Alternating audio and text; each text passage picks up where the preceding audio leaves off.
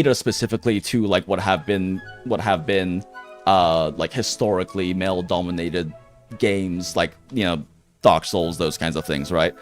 It's definitely catering towards that. Punishing Graveyard, also similar. Like, it was very much DMC coded, and it's funny that they're now having a DMC collab. It's finally looping back around. Star Rail, Genshin Impact, around your 66-ish%, and Honkai Impact 3rd, around 75%. ZZZ, about 72%, but it is, you know, the Gooner game. Really well-written, really great game, but it's definitely the Gooner game. And you know, this makes sense too, because there is a lot more of a massively casual market in here. There's a much less of a casual market in WUA and even less in PGR. It's not an easy game. You will get bricked out of clearing campaign if you can't play well enough. Snowbreak, unsurprisingly, 90%. Love and Deep Space, very unsurprising, right? It's specifically, very clearly an otome game for women, but it's nice that we have at least like 11% men who either like at least enjoy and appreciate the game, or like at least, you know, are willing to follow it on TikTok, I guess. Infinity Nikki, unsurprising, 21% to 78%, but like Path to Nowhere is 70.3% female. And this is like, you know, the toxic lesbian game. This is the YURI game, but it's the adult, mature woman YURI game. Like, there are... My friends and I went through and counted. I should, like, screenshot and save down the exact number again. And they've also added a few more mature women since then. But this game has over 100 characters. There's less than 20 teenage characters. And when I say teenage, I don't mean, like, we don't know a lot. We don't really know canonical ages, but, you know, like, the teenage, like, body type, teenage-coded characters, right? There's, like, less than 20 of them in the entire game. There's 8 guys in the game. There's, like, 4 actual, like, children in the game. And everyone else is anywhere from, it's like their own Naisans and Hags. It's like anywhere from like 25+-year-olds, like 25 to like really late 20s to 30s to 40s women. That is the vast majority of the cast in this game. And we actually read a really interesting post about that earlier, because I'm once again going into this like why this game is so good rabbit hole for like the 6th fucking time. Here, which one was it? No, it's not that one.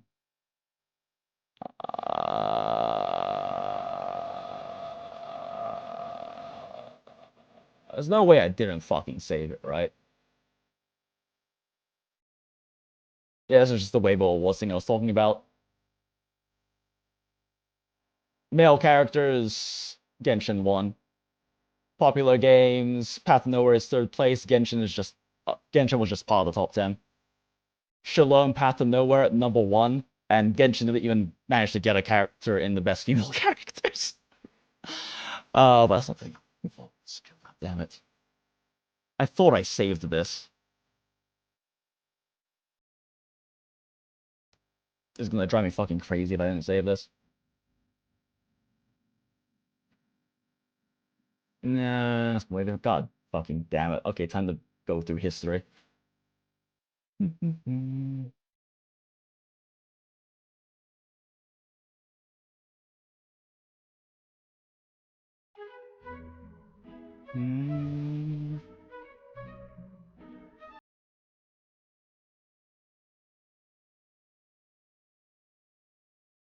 Actually, I think it was maybe in this one. I might just be stupid.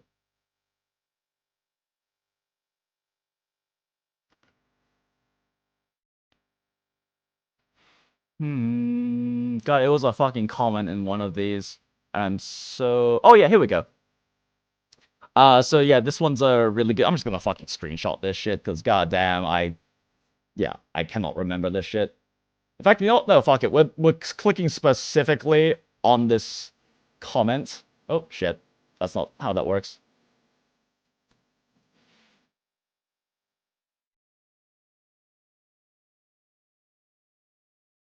And we're saving it because that leads us straight to the particular comment, because they did a really good job explaining it. IMO. Oh my god, what is wrong with me?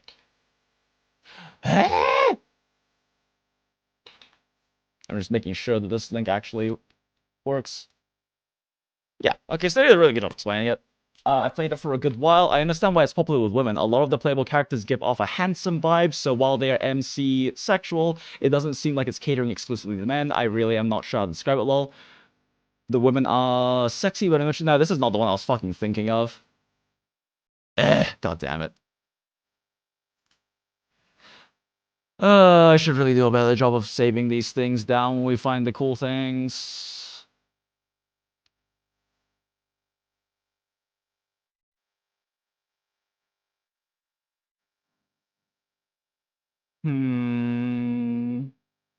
It had to be one of the Path Nova specific ones. Is it this one?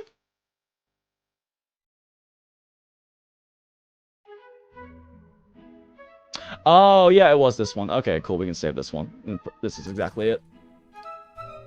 Put that into... nowhere. Okay. But yeah, it's this one. What's interesting is that the report shows that 75% of the voters were from the Zeros generation, 21% from the 90s generation. It's also very clear that 95%, I think, of the fan-made products, fanfic, arts, there are more F-Chief than Male Chief. Oh yeah, significantly. I've looked at least 500 different pieces of Path of Noah fan art, and I've seen less than 10 with Male Chief, or even like really a male in it. And people who cosplay game characters have a lot of female fans, for example Karina. In my personal opinion, the reason why PTN attracts so many female players in China is because the character design is very different from other tower defense games. The characters in the game are more mature, the type of strong and independent woman that Asian girls admire. And my experience in following C-pop shows that girls in China really like that type, like really, really like it. Some Chinese female idols who are handsome have a very large number of female fans, such as Yu Yan, Fu Jing.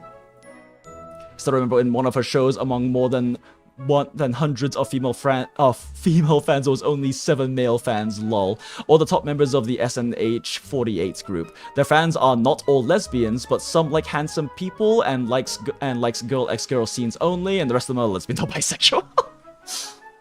And but we can say that male players choose female because they like to use female characters. I mean, that's part of it, I guess. But like I said, I also just find like sapphic love beautiful. And I pretty much always prefer to play female characters in these kinds of games. We can clearly see the difference in character design in the top most impressive female character of the year category at Waybo Game Awards for 2023, where Shalom won first place. Her character design is different from other games. Again, it can be said that character design, plot, and fan are the most important factors that help PTN attract so many female players. I still remember when Shalom debuted in China in August and they went crazy like she was a god, and I'm her dog. Oh, that's fucking great. This is a lot of really savvy analysis of something I was gonna write off as they nailed the lesbian appeal vibe. Oh, this is so good. Same, I feel like I sold her when I was pulling for literally, I just had to S5. I ended up S4ing her, but part of it was just raw luck and me going, okay, I might as well push for S4. But I also do hard simp for her. She's just so brilliantly well written and such a nuanced character, and there's a good reason why she won Best Female Character in Waybo 2023. How have I not upvoted? Wait, am I not locked in? Wait, oh, is this locked? Oh, it's archived, so I can't vote. Oh, okay, whatever. But yeah, anyway, that was the newest mandatory distraction. That was the newest mandatory tangent needed in the Jinx buff as holding to tradition. I am gonna BRB and P real quick though. Even after all of like the hard Path to Nowhere glazing, I do probably want to just quickly knock out Dailies and maybe throw some polls at Hyacine and see what happens. And then we'll pop back over the PTN story to finish up. Alright, BRB. Brain rot background.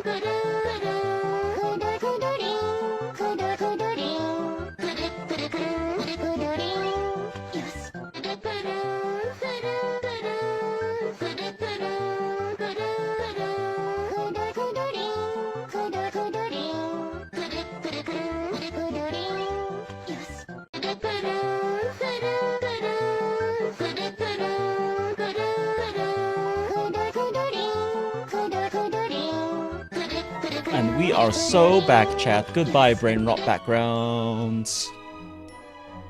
Other tangents is Black Beacon. I can't believe Viola got... Wait, Viola got buffs? I haven't checked the patch notes. She's already ridiculously... Yeah, no, Viola's like already... hands down, like the... other than maybe Lychee, he's pretty consistently used in like high-end speed clears. But yeah, she's pretty much the best and probably has the most longevity as a standard banner character. That's fucking crazy. Ozzy buff sounds cool. Man, that's wild. Anyway, after all of that super hot PGR glazing, we're gonna close it for a second. And come on. Oh, okay. We're gonna close it real quick because I'm just gonna knock out dailies super fast and probably throw some polls at Hyacine and definitely try to get Herta's light cone because I already did Star Rail today. Not Star Rail, sorry. I already did Impact today.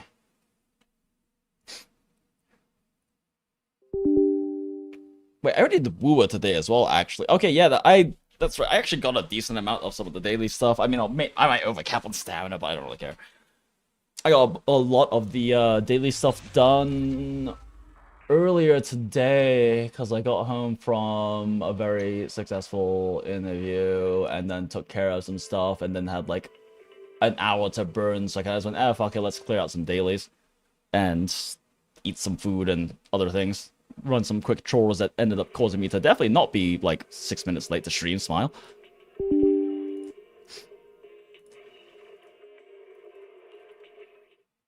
Might as well pull this one up too while we're on it.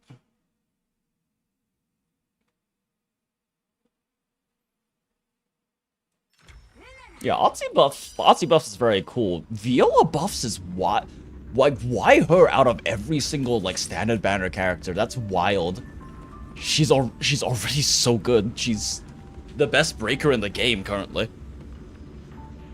And she has a lot of longevity because she'll always be an incredibly good, very minimal field time breaker unit. Me to all the following. Start game. Black Beacon. Play Black... I need to finish up the Black Beacon story. I have just not touched it because I wanted to do it on stream, but there's been so much other shit I want to do on stream first. Because it's going to be there. And then all the, like, global shit, like, global drama happened and everything, so I was kind of waiting to see if they did a good job resolving that, and they did. They did a very good, respectful job resolving that, in my opinion. And it was a big L for them. And I don't even know if I think the L happened because of the review bombing, but they explained it was like a really huge lack of communication channels and the massive logistics issue, which I can definitely understand and believe. But they should have been much more communicative about that earlier on, and it would have prevented so many problems because they were radio silent for so long until things got fixed. They had like completely separate teams handling each region who had very bad communication lines, so there was no real ability to sync things, and they were all kind of having to run independently. It's a new company, and I guess they just kind of fucked up some of their organizational structure and communication lines. Come back here for a cup of coffee.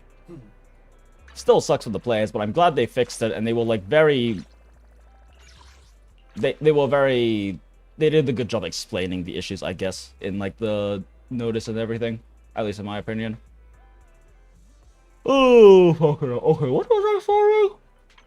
Alright, repeat clean up. I'm still trying to build like a really good Harumasa set.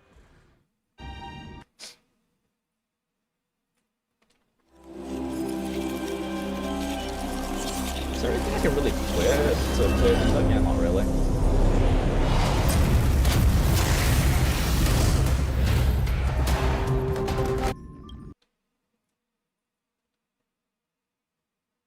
Boop, boop, boop, boop. Which one's first? Which one's first? Which one loads first? Oh, wait. And we can wait just a second. Haha! Okay. Alright, I'll take the mic. Down strategy. Yeah, that's one target. Get behind me. Recalibrating.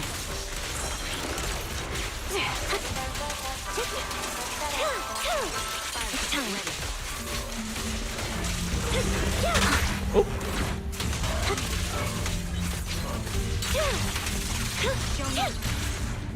All things are connected by origin. I'll watch it later. We literally did the story like yesterday anyway. I'll read the updates later too. But it is exciting to hear about the buffs even though they were completely fucking unnecessary. Like I'm already clearing all the fucking endgame with pre-cope, definitely still not 90 max teams. Alright, I'll take the money. Wait, why did I keep going for that one? I need to go for this one first. Shit, that parry actually slowed down the run.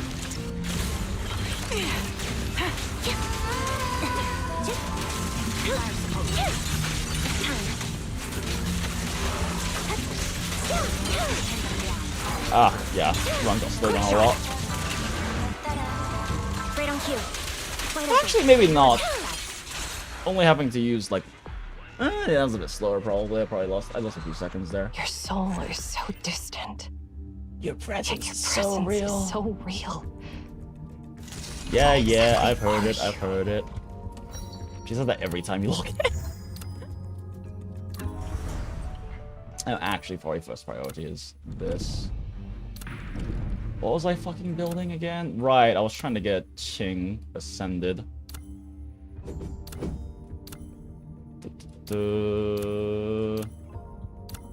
I need... Oh, yeah, I need, like, literally, like, one more clear also of this. Okay, maybe one more. I think that should be enough. Yep.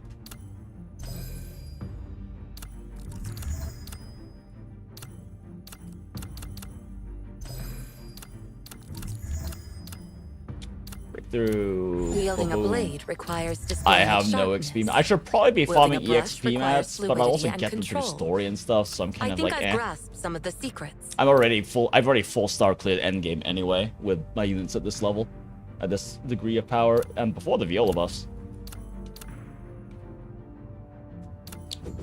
Let's see. Should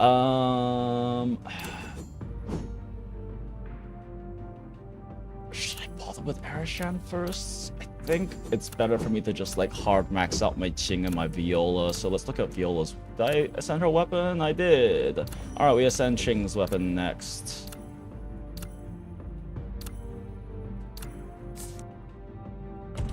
God, why is the vein so fucking RNG on how much you get each time? Like, the amount that you get for like every 200, 250 is so fucking random. It's so much like fucking drop gacha. Okay, that's the stamina. Bevel Tower. Flame all. All. Flammable. Flammable. Oh shit, did I hit? I didn't hit go again, did I? I should probably have HSR autoing and then we'll do the pulls afterwards, now that I think about it.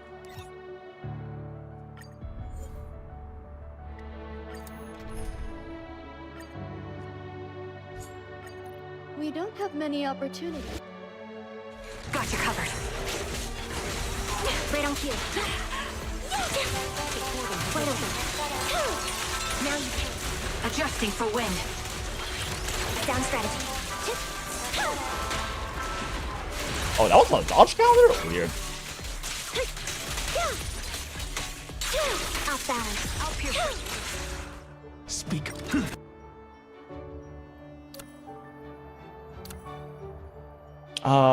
2 assists, but I can't do a double assist with Mountain Seas. It has to be scholarly. There we go. Scully dispatch. Yeah, the auto dispatch in this game is kind of garbage. It does not maximize things for you at all.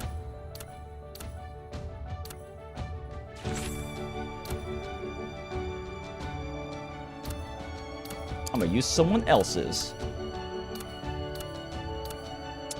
Oh shit. No, I can't use someone else's.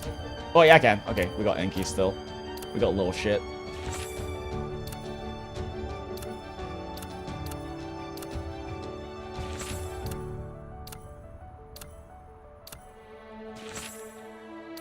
actually check if I got lucky enough with this. Nope. God, my fucking RNG for clues is so bad in this game.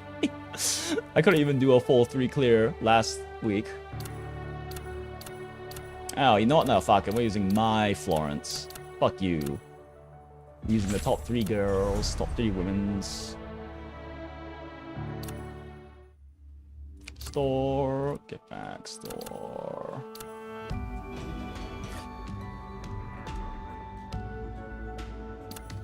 Give me my tiny drip feed of resources. Nom nom nom. Slurp slurp slurp. Yeah. We still have our free polls going. Let's go. Eventually, this will not be a blue. It's still a blue.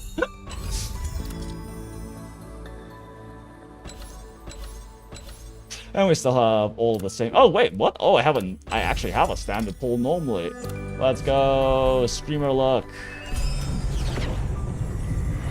No streamer luck.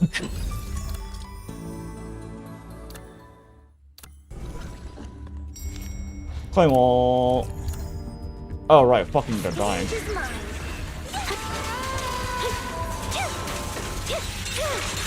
Suppressing fire. Adjusting for wind. Oh my god, I fucking got cancel so bad. No! Don't kill Envy.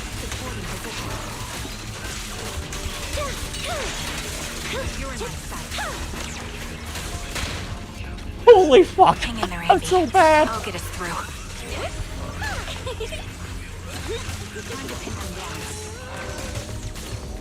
Do your thing, Trigger. You do more damage off field. The target's weary. Holy shit, I was so fucking scuffed. Okay, well, Black Weekend's done, and okay, yeah, cool. I burned stamina earlier.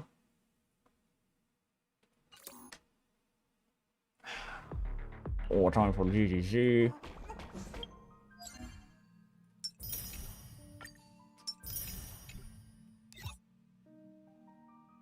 Cypher, my beloved, soon. Soon, Cypher.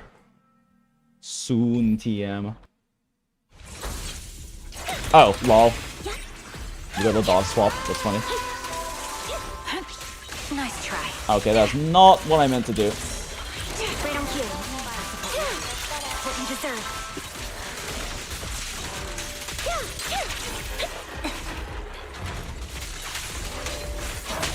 Ah, fuck. Got animation locked, thank god for that.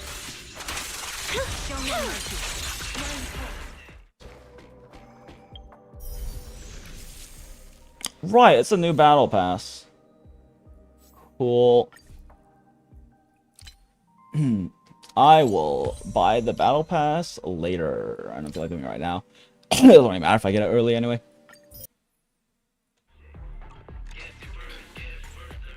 Why do we get free daily pulls? It was kind of like an apology. It was part of like the apology thing. They just decided to give us like extra, like a pull a day for like 30 days.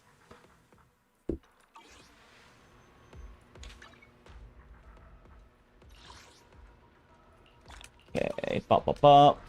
Battle pass. Claim all. I don't have like any actually important things that I forgot I need to clear in time. No, we still got time. We still got time. I gotta do a ZZZ day soon. I'll probably do a ZZ day this week. Did my Shiyu? I got 9 days, but I do want to mold Deadly Assault on stream as well. Okay, yeah, we're good. Hello, Star Rail, my old friend. Okay. So, let's check. I believe I'm, like, right off from Anaxa, though. Yeah, no, I, like, literally just did my temple. I got my temple on, like, Anaxa, so we're 5 in. Let's throw 20 pulls and just fucking see what happens. If nothing does, it's just pity built towards Cypher. You got the cat chick for your 50 pulls, 5-star ZDZ. That come out as fun. That come out as fun. Certainly not good, but fun. But, I mean, standard characters are kind of cope. The only two that have use. Kaleta's good, but has replacements, and Lycon's the only one who's actually meta.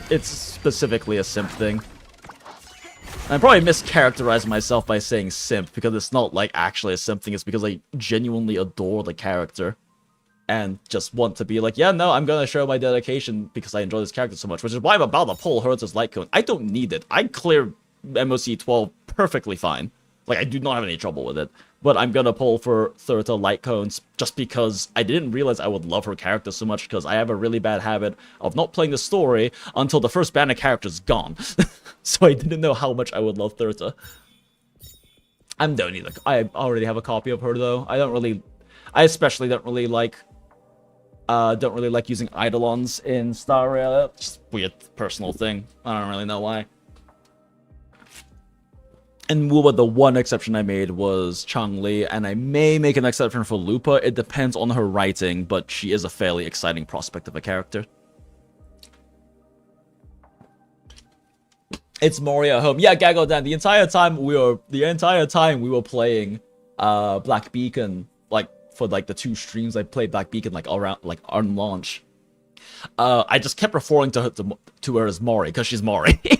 You can't convince me she's not Mori. We even even when the game was coming out, me and my friends were even like comparing side by side like Mori to her. It's like there are some heavy inspirations here. Okay, one more temple. Like, just kind of cheats us for weapons because it's way too generous, you can get it everywhere. Yeah, no, like, I have so many fucking polls, and I still haven't done a lot of story. Okay, yeah, no, that's as far as we're going. I don't care enough about Hyacinth. I think I'm already at, like, 50 polls or something in the light cone, because I like to just randomly throw 10 polls at light cones sometimes, to just be like... Because I have, like, gotten them randomly early. I've never really gotten a character randomly early. I sometimes get, like, a 50-50 early. But... I've had plenty of times where I just throw a random 10 pull at light cone and it's at like 30 pity and I get a light cone. I don't know why. Oh, okay. No, we're at 35, 6, 7, 8, 38. Let's go, chat.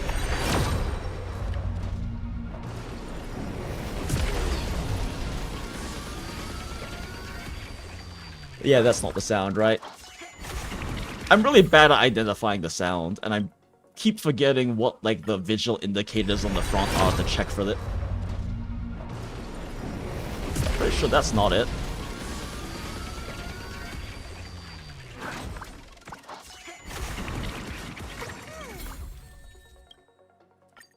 We go again!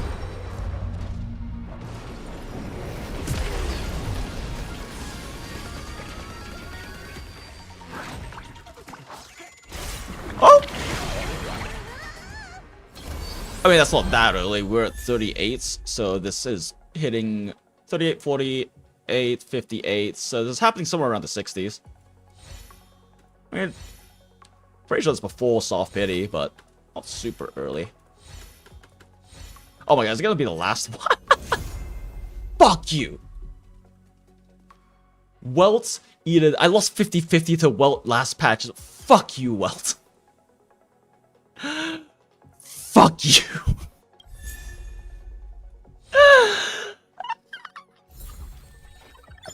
God damn it, can I afford to throw polls at this? I want to get Cypher and like... I mean, I have a lot of pull. I have all the pulls to farm in this patch, which is probably around 100, more realistically like 90 for me, since I don't really do all the achievement stuff and everything. And I am willing to throw money at Cypher if I have to, but like, well, why? Why, Uncle? Why?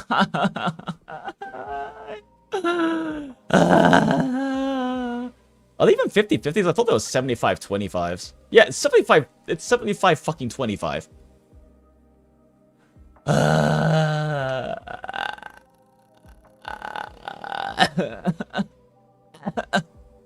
Instead of memberships and you. Okay, that's actually a fair point.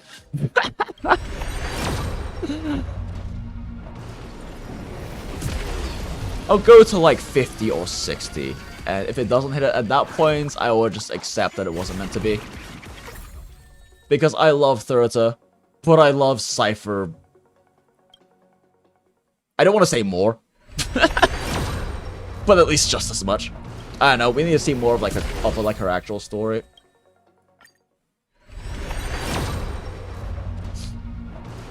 God, I have like really like... Nah, that's not the right one. I have like really balanced out my karma for 50-50s the past few patches, because like I had like over a 70% 50-50 win rate, and then last patch happened and I lost 50-50 on Castris and Jiaosho, which demolished my fucking pulls. And the only reason I have more now is because I just went ahead and said, fuck it, I'm gonna have to spend eventually anyway because of how all the upcoming stuff. So I might as well spend while I get free shit for it during the anniversary.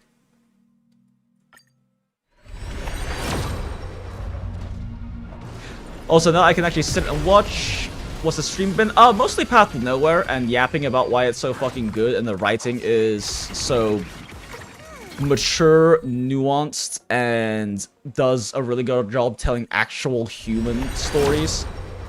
And exploring really human subjects. I don't know, I've yapped about it like 5 times now, and I'm like out of juice to like do the same yap again, but we were doing Path to Nowhere story. Okay, this is gonna be 60. That's the last one. I can't push further than this with Cypher on the horizon. Yeah, that's not the sound. Eat a dick welt. Eat a dick welt. Eat a goddamn dick and go see your fucking kid.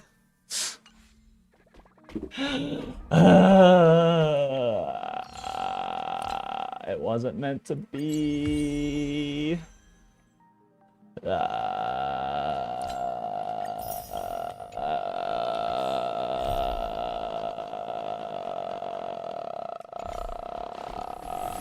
All things are...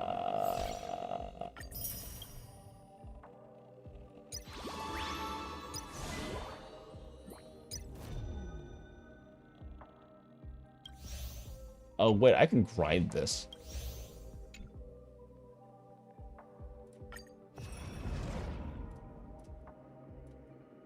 I can literally like AFK grind this.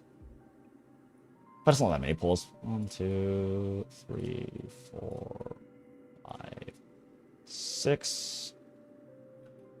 6, so that's 7. So that's 720. Yeah, it's not that many pulls though.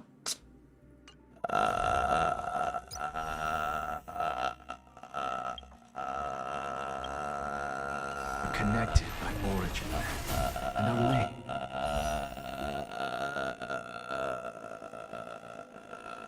I have very strong job prospects coming up, Smile.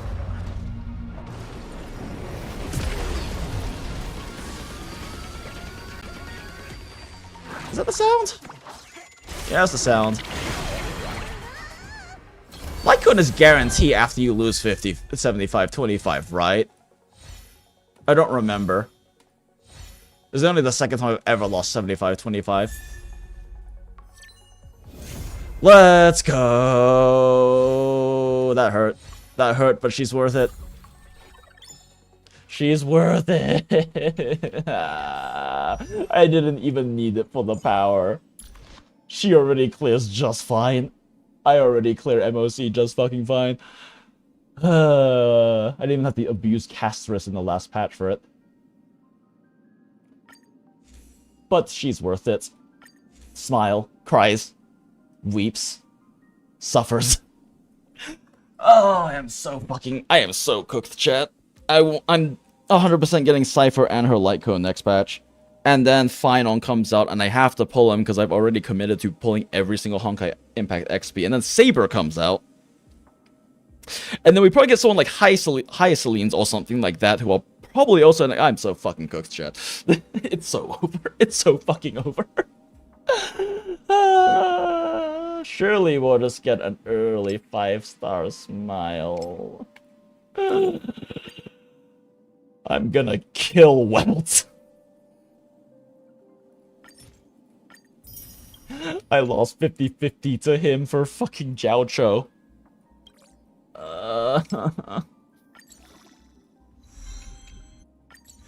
I'm just gonna keep crying. Just gonna keep crying. Oh, fuck, right, I didn't even farm up those things for it. I think I have a good amount of just random spare ones, though. From events and stuff.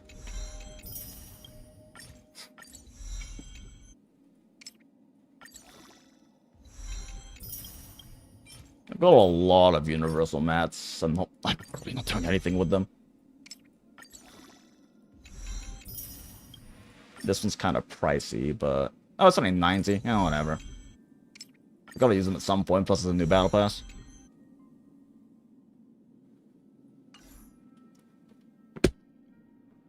We did it for her, chat. This is the second time I've lost 50-50 to it. I lost a character banner 50-50 to this piece of shit. I lost a character banner 50-50 to Yanqing once, and then this was... And then I just randomly got 2 Boot Hill Light Cones on, like, a 20 pull. And Fei Zhao's came home, like, 30 pulls in. Adventurers came back home 10 pulls in. I just threw a random 10 pull at his rerun. Sigh. Oh, I never... Fuck it, I'm not using them for anything. Not that it matters that much. Like, Ron May's stats don't matter that much, but whatever. Okay. Fuck you, uncle. Fuck you, uncle. Fuck you, uncle. Fuck you, uncle. Fuck you, uncle. Eat a dick, Welt. Actually, you know what? That's not enough.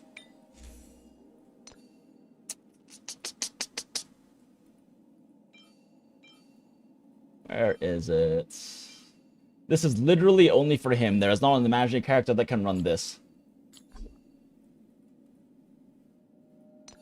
Find something random to roll. I am being so fucking petty right now, and I don't care.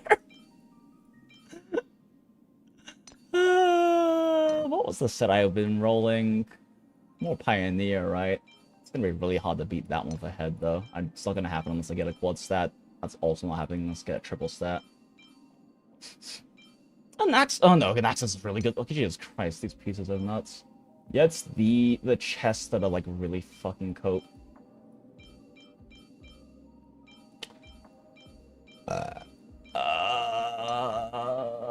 Boots are also solid, and it's hard to find new ones.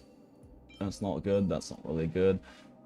Let's look at this like one level real quick.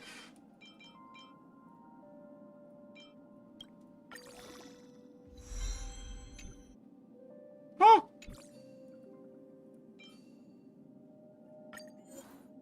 Fuck, that's 5 crit subs. I guess let's see what happens. I'm doing this just to spite Welt anyway, so.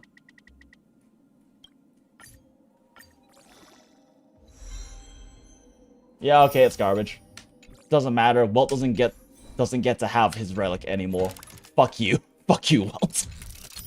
Fuck you and everything you stand for. Go visit your fucking kid.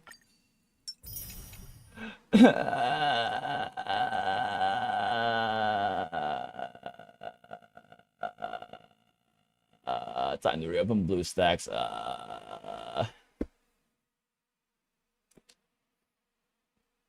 Don't look at DMs. You're really saying that to your first SSR? Yes. Yes, I am. Because you know what happened? You know what happened?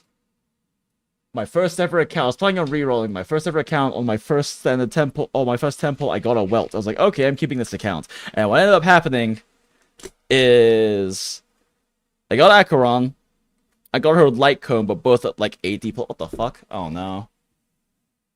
Oh no, did it crash? Shit, it's not like I can restart my computer while stream's going.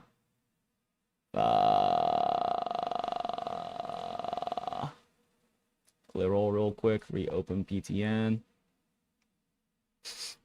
But then I pulled for Aventurine and lost 50-50 at like 80 pulls each. And then I pulled for Ultra and same thing fucking happened. So I'm blaming Welt for that too. I could have just gotten a better account from rerolling. Smile.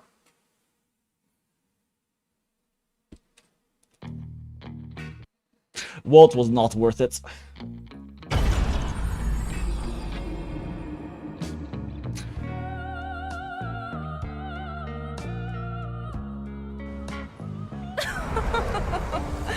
We'd long expected a visit from an esteemed guest such as yourself. It's only appropriate for me to welcome you personally.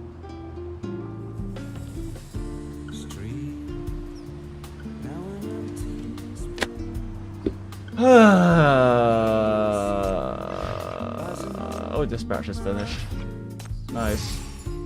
One dispatch is finished. Sound of the wind. Alright. Back check. to Mic check. Path to Nowhere. Story. Smile. I don't care about the mechanic because my characters are too strong anyway. I'll engage with it when I'm doing like the final boss challenge. Right, we gotta manage theater again.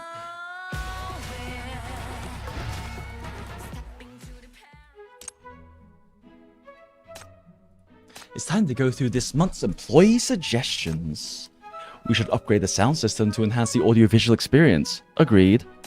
Boss, please hire more stagehands. We can't handle all the work. I'll consider it. Yo, why don't we incorporate rap elements into the musical? Absolutely not. Oh, of course it's fucking Peggy. Actual worst B rank unit. I hate Peggy. Faced with increasingly fatigued employees, you come up with a solution.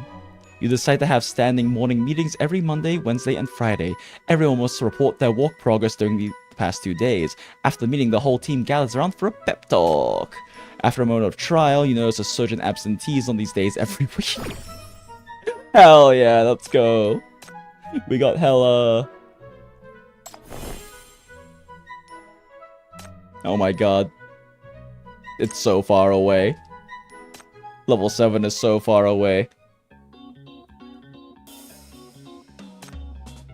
Oh no, there's paint everywhere here. Use the employee skill to clean up the paint on stage. Oh, that's actually kind of neat.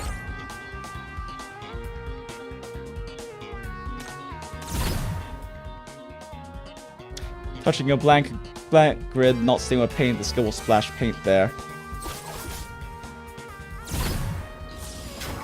Oh no.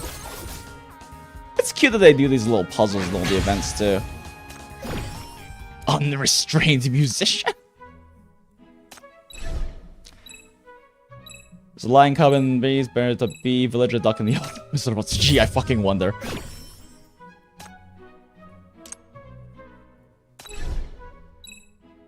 The island and Mamma Mia, the jungle and king of beasts, the prison and the prince and encounter monster Cristo.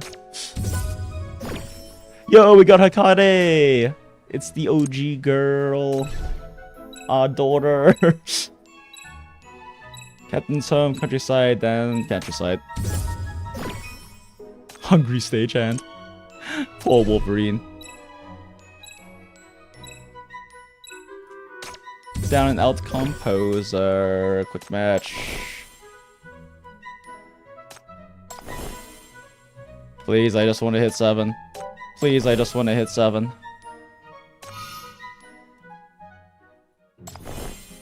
Please, no, we can't make it to 7. Oh, we still can. Let's go. Let's go. Okay, fuck this minigame.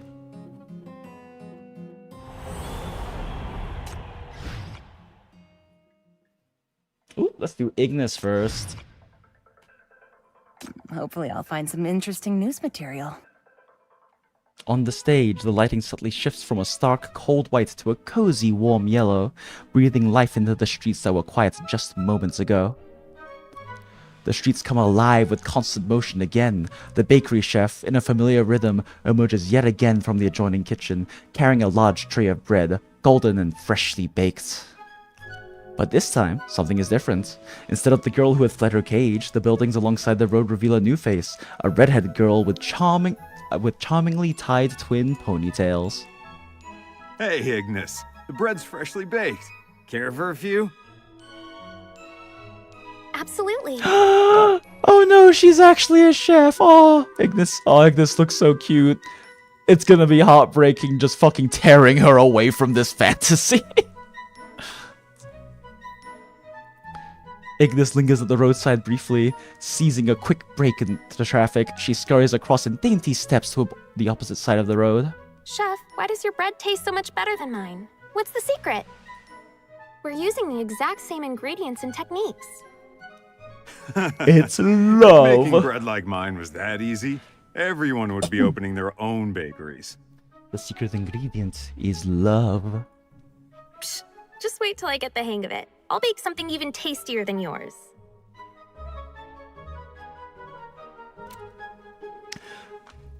The chef chuckles warmly, bagging 3 buttery rolls for Ignis.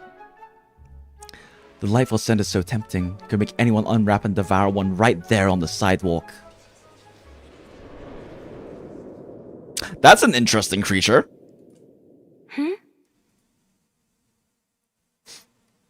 An odd voice resonates in Ignis's thoughts while she gazes at the alley's door number. She faintly remembers she was supposed to do something here, but it just won't come to her. This is the life you want to choose for yourself. Oh no, it's her friend, kind of. Yeah. Living a normal life. Being a normal girl. No one to criticize me. No one on my heels. I can joyfully cook up tasty meals. Of course.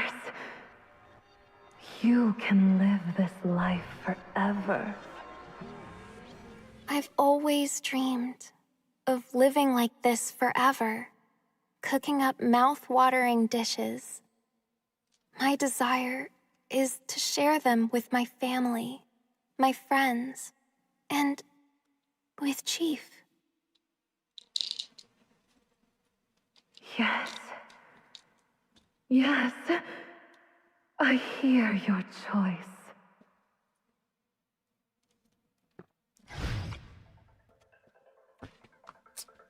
It sucks that we have to completely tear her apart from this fantasy that she's so happy living right now. The smell here is suffocating. Now that all the performers are set, the stage is ready for the spectacular That's a cute final rendering act. style. Screenshots. Is my stream not updating? Huh. With her long sword Huh. in hand, she embarks on a journey tailor-made for her. Huh. On my stream, it isn't updating. Let me just try making a separate source for the actual game itself. We love Scuff so much. God damn it.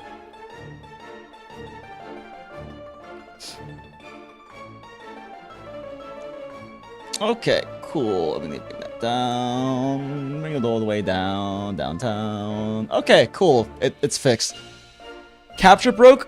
Yeah, yeah, the screen capture broke for some reason. And I just realized it now from glancing over from that last scene. All eyes are fixed in anticipation, eager to see her take on the unfolding drama, curious about the choices she will make. Amidst the deserted audience seats, a solitary figure with a broad hat sits, seemingly in a dialogue with an invisible companion.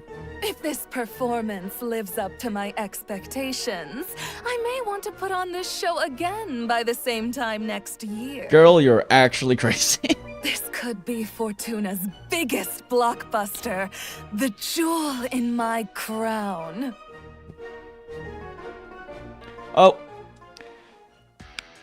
Back to using endgame characters to clear level 30 content, haha.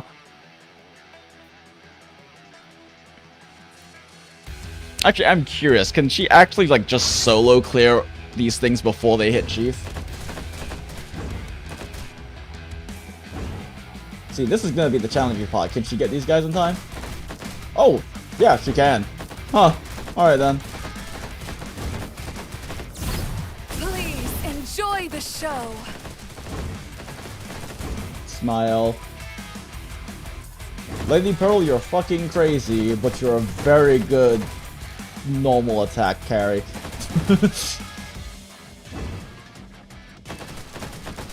Man, they get really... Oh! We ate those ones. She got distracted by the burb.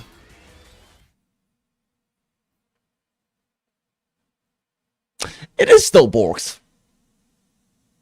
And now it's fixed. Well, okay, we missed the very exciting gameplay, but we didn't miss any of the story parts so far. Why does BlueStacks hate me? The razor's edge slices through the curtain. Its tearing sound jarringly halting all movements. And it's not updating. On why?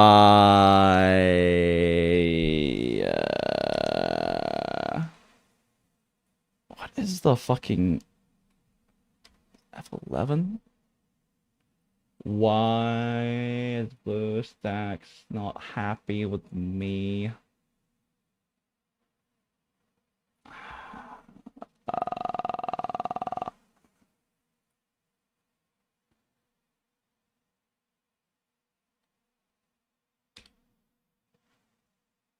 The performers whirl around, curious to catch a glimpse of the newcomer invading their realm. Yeah, it's not it's not activating. How very annoying.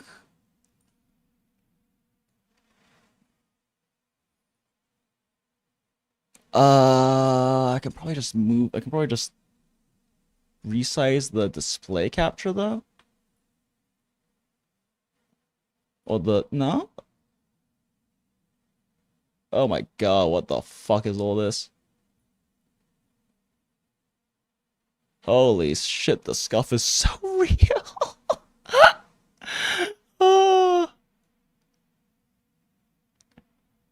This is like a next level scuff.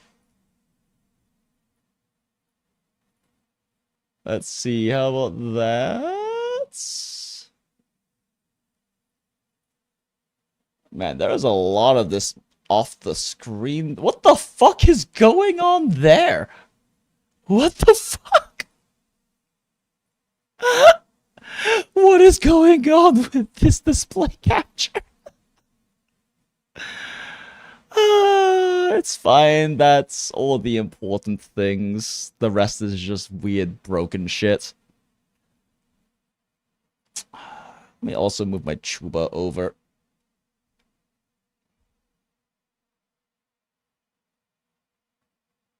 That should hopefully not block things, right? Okay, let's...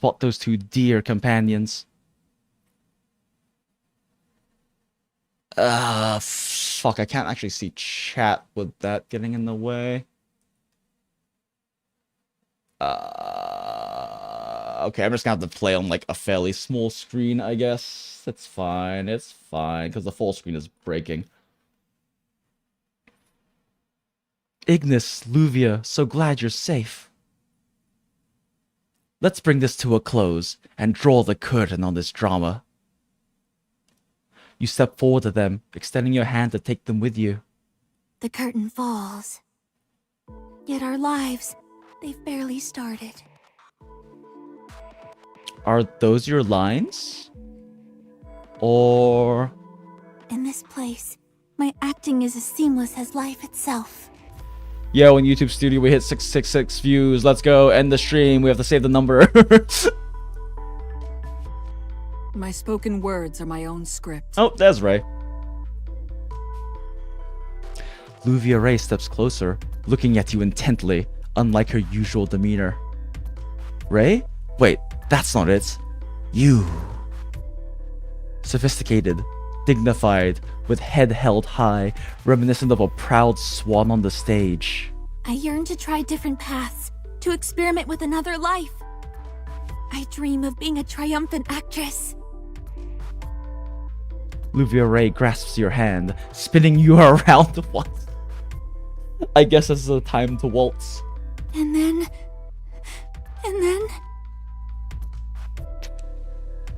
A faint change crosses Luvia Ray's face, and she stops speaking.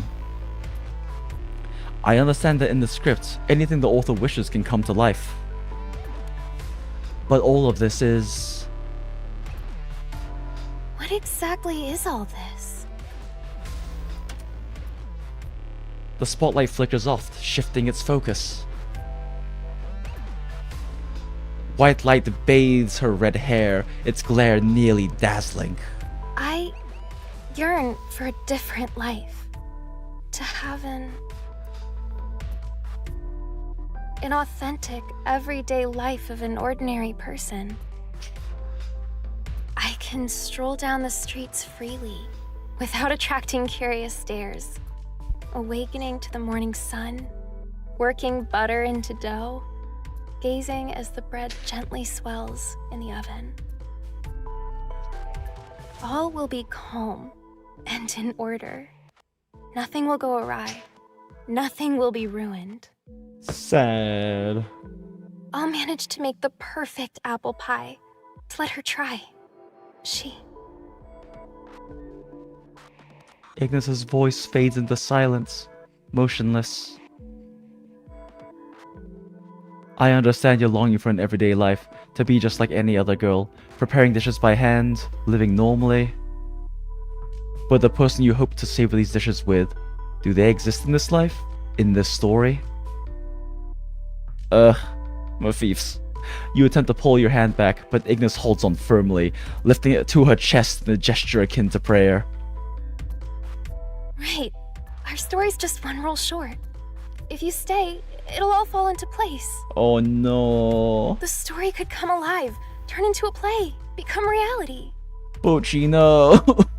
Your talents make you a natural star. You can decide your own script.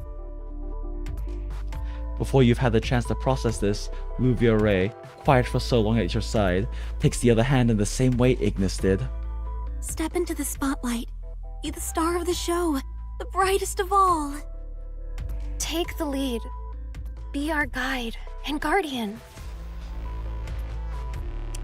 Pulling back your hands. You escape their hold, and yet immediately feel a stinging pain in your wrist. This is what I desire. To be no burden to my loved ones, to cause them no pain. To live each day without the dread of being overwhelmed by fear. Oh, did it just fucking shift the video capture? We never have scuff in the Jinx stream, what do you mean?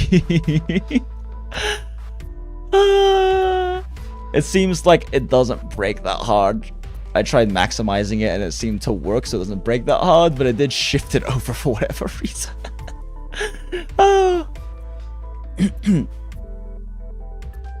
don't need to fear being out of control, and no one will ever control me.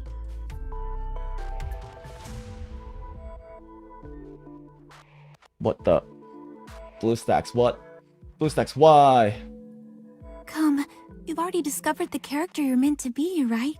Or else you wouldn't have taken up the sword, would you? Ignis and Luvia Ray close in slowly, with the spotlight intensifying on them. The blazing light clearly reveals the swirling dust. Narrowing your eyes for a better look, you quickly grasp the situation. Numerous fine strings attached to the performance joints on stage puppeteer their every move and word. Beyond them, in the shadowy realm above the stage, a massive dress shrouds all. Definitely not a boss I've killed in Endgame before, because this is a rerun of the event I missed before. Act. Dance. As she spins, the delicate strings move with her, leading all the performers in a uniform dance around you. Face the desires in your heart and set them free. Face the desires in your heart and set them free. Choose Yay, the puppet life cult. you yearn for and pen it into the script. Choose the life you yearn for and pen it into the script. I will. The script will make all your wishes come true. Once more, everyone begins to move, twirling around you incessantly, as they did before. With each step, you are driven inexorably to the brink of the stage. However, there's a twist. In your grip lies the silver sword Lady Pearl had just entrusted to you. Looking over your shoulder, you spot Lady Pearl sitting in her seat, watching the stage's spectacle with a serene detachment. You motherfucker. Let us see what you would choose. I choose the sword. Curtain fell on the perfect show. Such a fascinating story. It's funny that I'm using Lady Pearl to clear the Lady Pearl event. Only after tasting disappointment can one yearn for hope. Only through possession can one know obsession. Why bring me along? I'll only be a burden to everyone. The steady throb in your wrist serves as the grounding force amidst the whirl of the stage. So you want me to make choices? Alright, I've made my mind. Oh wait, I get to choose? I want to know what happens if we just gaze at them. Your eyes lock onto the magnificent aerial dancer. You feel a release in your hand and the crowd stepping back as you declare your choice. A wave of lethal intent and hostility hits you in an instant, as the performers, under the aerial dancer's sway, all turn their aggression towards you. Isn't it a bit unsporting for all these people to come at me alone?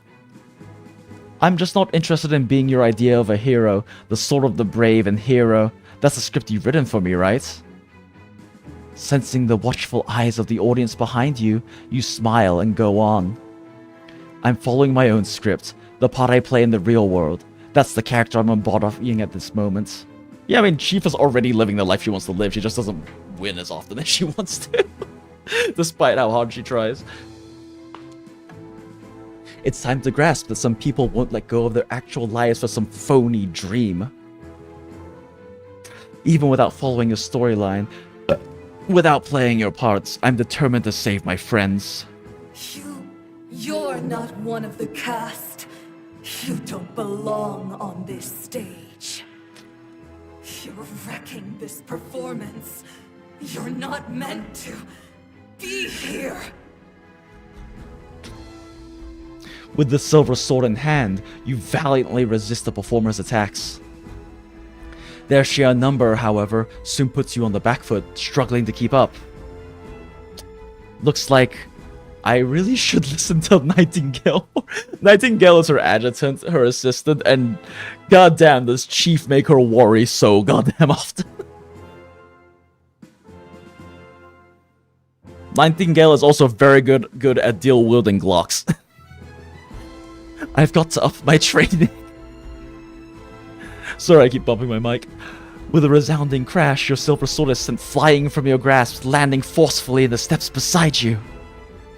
Ha! Ruining the show shouldn't be a death wish, right? You back away slowly, but the crowd is merciless, lashing out at you with full force. No one touches Chief. Let's go, Ignis! Oh shit, that was a bit loud. I need to be quiet. Stop it! Let's go, Luvia! The power of friendship and affection will overcome your literal insanity right now. This assault from the crowd comes to a sudden stop thanks to your two allies stepping in front of you. They're still a bit wobbly, like they just snapped out of a coma. I've got to let Chief try out the dish I made by myself. Ignis. Chief promised to be there for my debut when I'm the star of the show. Luvia's less heartbreaking. Although Luvia's backstory is fucking heartbreaking, but... that means we can't just fall here and now. Grasping their offered hands, you swiftly stand up. We love hand-holding. The cutting of two silken threads leaves the aerialist hanging in a frozen moment. She's slow to react, and the spectators below are just as puzzled. All three of you turn to the audience, finding Lady Pearl there, observing you closely. Fascinating. It's the first time I've witnessed someone willingly stepping out of my script. What? Are you regretting the life you've chosen for yourselves? Or does this life no longer satisfy your desire?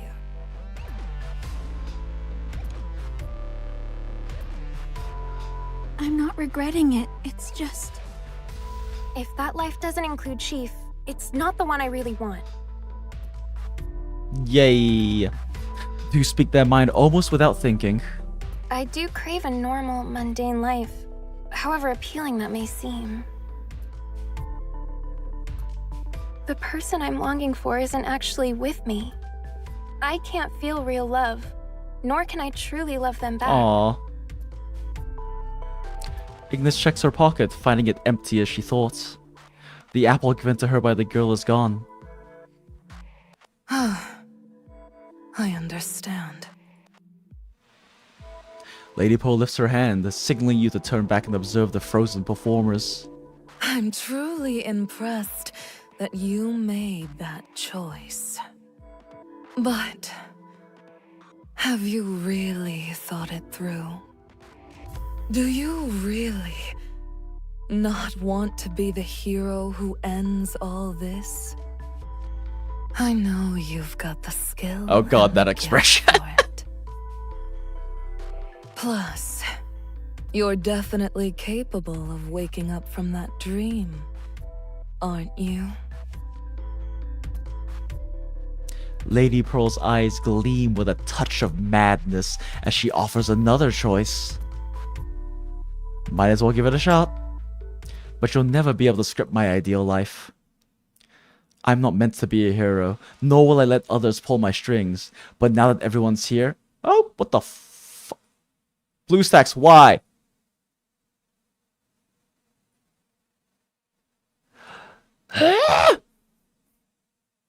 Okay, I'm not meant to be a hero, nor will I let others pull my strings. But now that everyone's here, I guess a little performance wouldn't hurt, especially with these amazing stage effects of yours.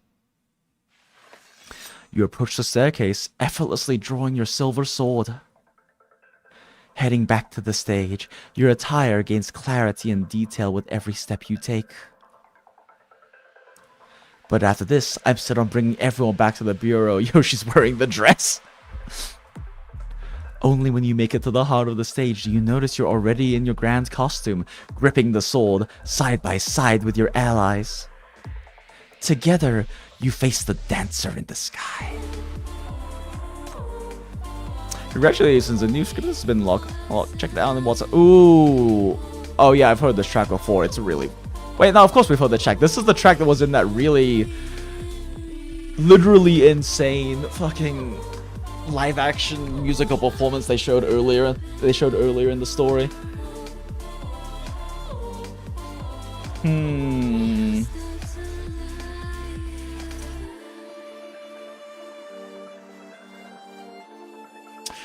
Surely she can't solo this level fucking 40 boss, right?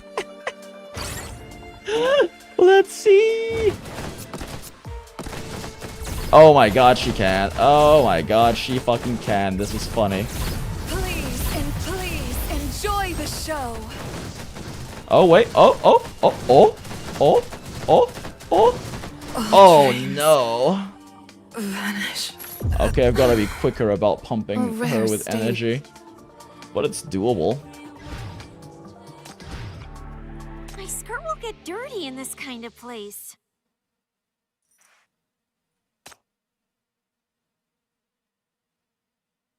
What happens with your sword in hand? Your eyes lock onto the magnificent aerial dancer. You feel a release in your hand, the crowd stepping back as you declare your choice. Still, they cluster around the stage, awaiting your next move with bated breath.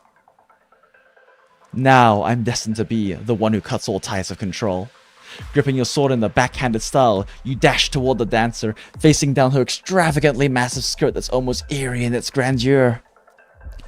The red lips adorning the skirt's edge show the sharp fangs within, emitting a relentless, jarring, chewing noise, as if gnawing away at everyone's fantasies.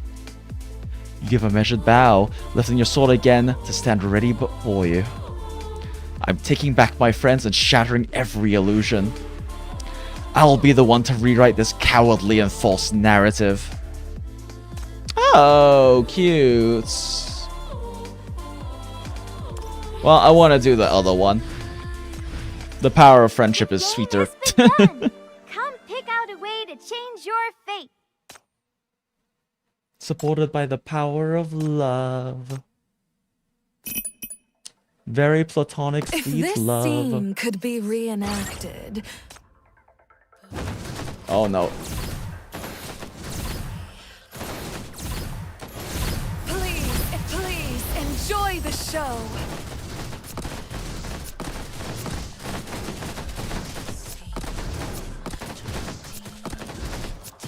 Shit, I don't think she actually can out DPS them in time before they die. Vanish. Okay, we'll add in one more unit. Don't let go of my hand. Yeah, if her ult runs out before they die, there's no way she can clear.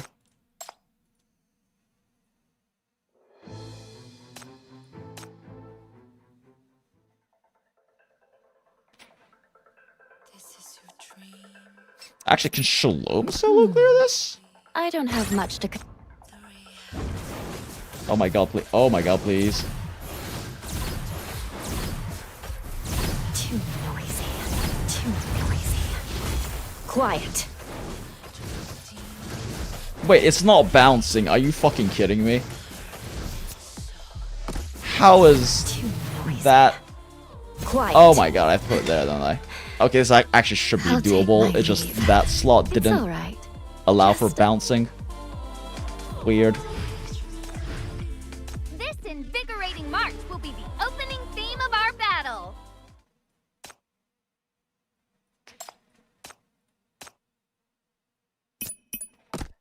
I also want to animation cancel her basic for this. Quiet.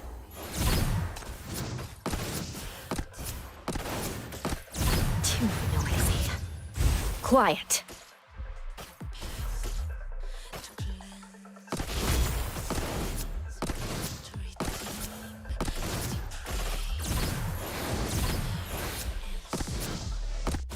Oh, I canceled the basic there, shit.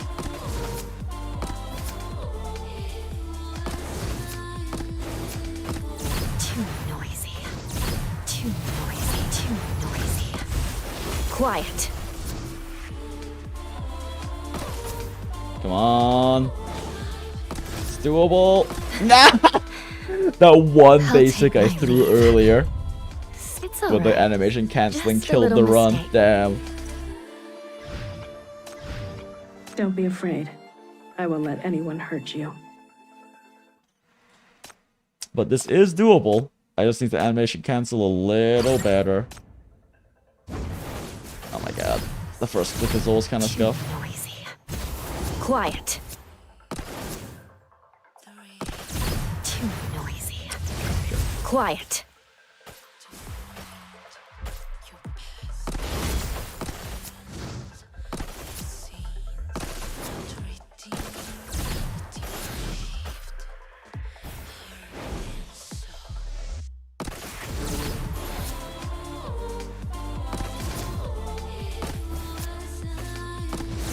Too noisy. Quiet. Too noisy. Quiet.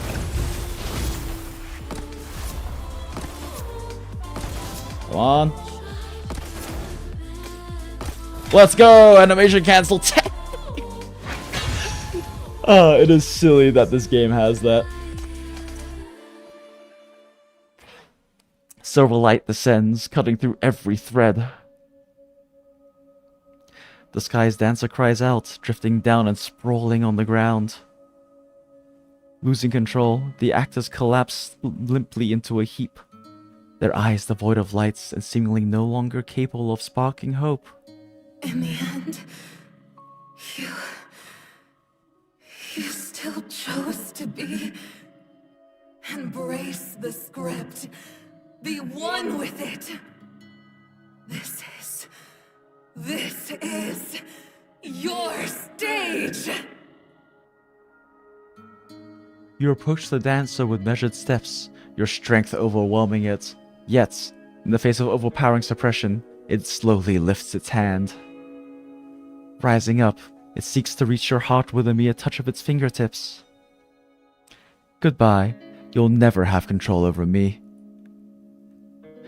Yo, let's go. The splayed silvery light pierces the flower's core. It's like one of the few times she actually gets to do, like, something with a weapon. This, like, never normally happens.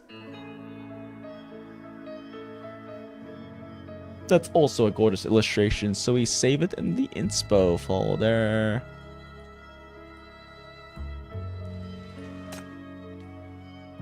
Crimson petals take flight, creating a breathtaking scene like a wind gust moving through a sea of flowers. Did it just do the thing again? It did the thing again. The scuff is so real. I adore the look in your eyes. It's the pure desire. So pure. It's as though there's nothing inside your heart. I've always been this way. No. True greed is having nothing at all. Like I said, you can't control me. I've lost my control over everyone. You've bested me. You're everyone's hero. ...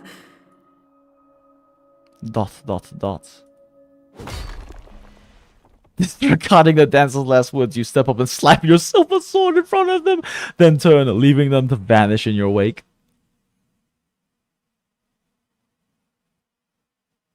You grab Ignis and Luvia Ray and head to the stage's edge, offering a courteous bow to Lady Pearl in the audience.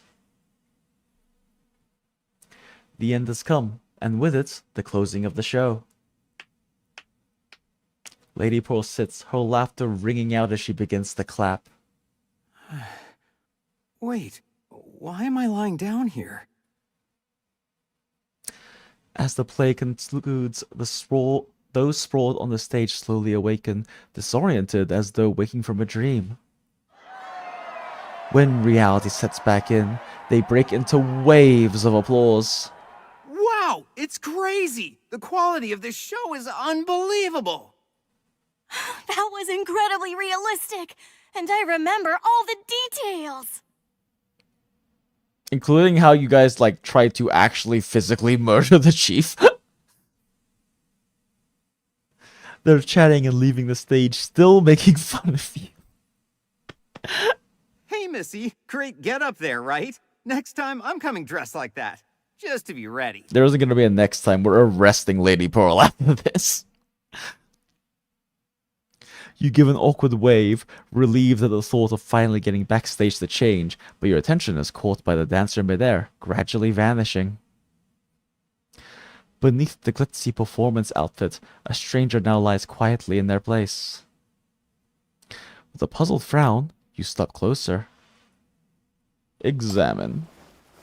Who is this? She's not dressed like a performer. Her clothes are just regular, similar to what you're wearing.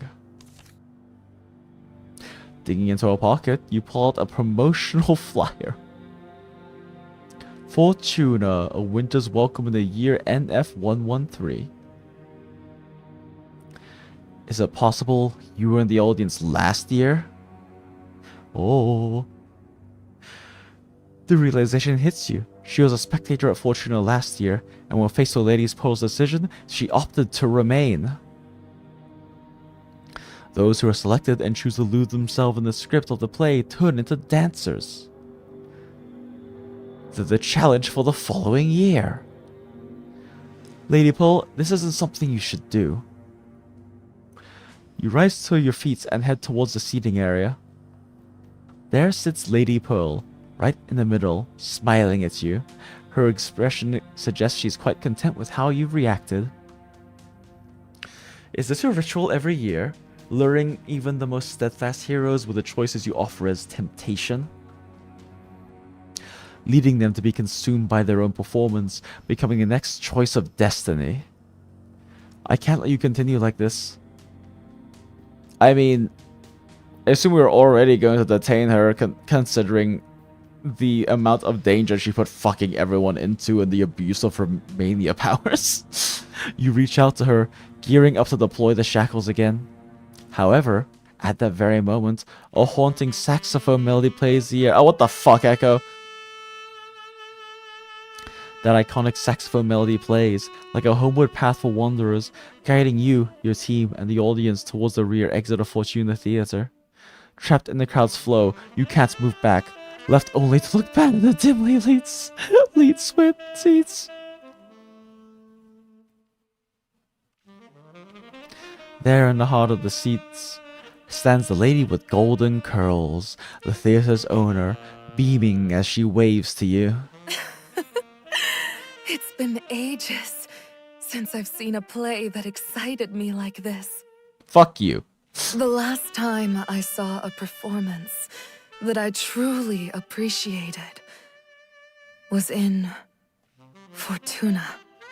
And then you bought it. I find it fascinating to watch your struggle with choices, and even more so to see where life takes you after you've made them.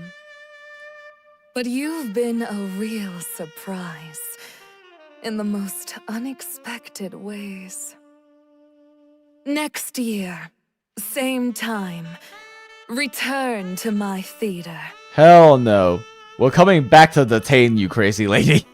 I'll present you with another unparalleled show. But that's it. I've closed the stage for good, and no one else will be the next choice of destiny. Lady Pearl answers you with that same enchanting smile. The doors grind shut, sealed for good. At these moments, the Fortuna Theater, bustling with shows, again falls into quietude, anticipating the next visitor to lose themselves in its place. Fortuna Theater appreciates your visit, and we look forward to our next encounter. Perhaps in a more profound realm of desires.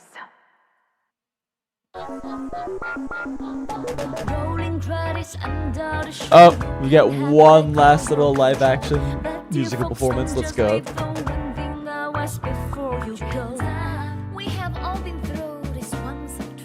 It's so cute that they did this, and they literally have only done this for this event.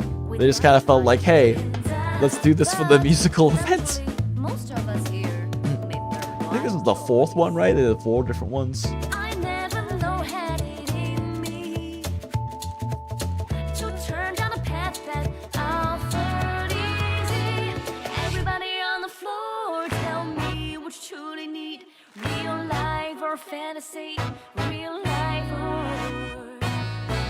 Just straight up extra. Oh yeah, that's right. We should go back and, since you weren't able to watch earlier, Craig, you should go back and watch the one right before this too.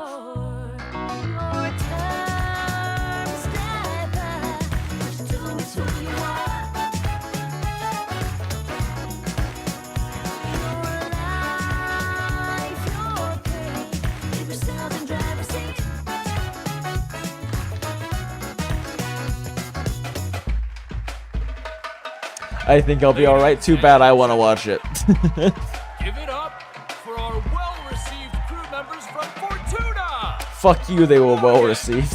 Nora and Sinan!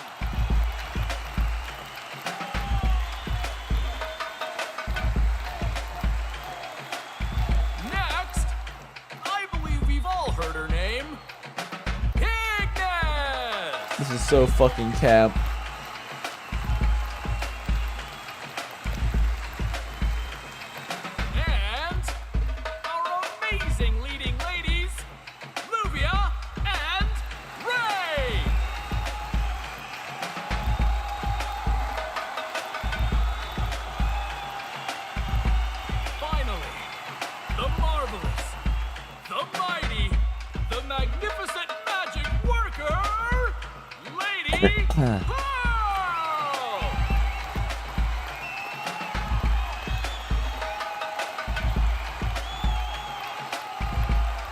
So tell me, are you done for tonight?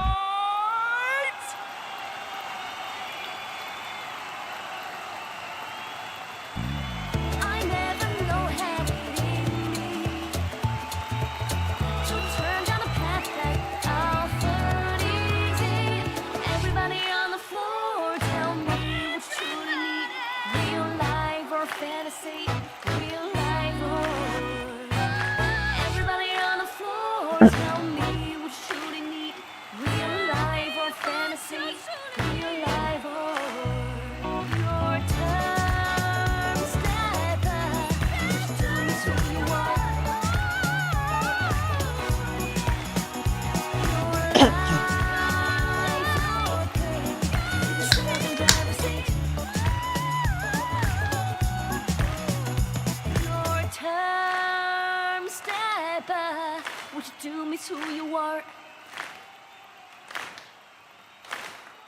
Your life, your pay. Keep yourself in driver's seat.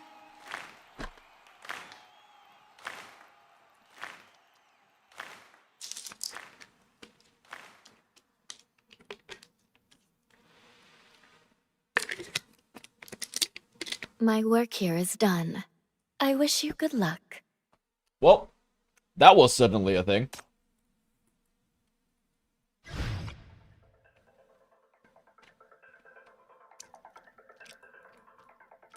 Which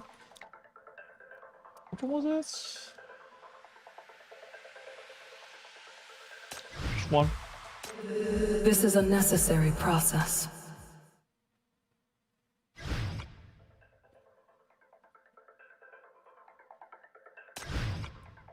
Don't be afraid.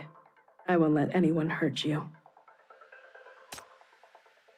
I think it was maybe this one? Let's find out.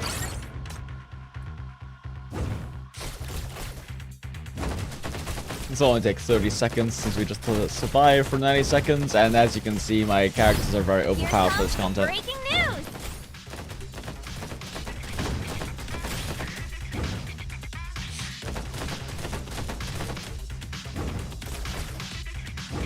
Oh wait, it might actually be in the event archive. Womp. Please enjoy the. Here comes the breaking news!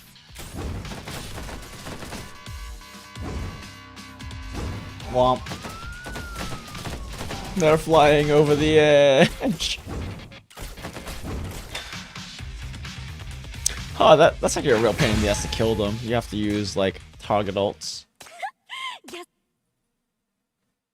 Wait, it's probably in the event. Surely it's in the event archive. That's not what I'm looking for.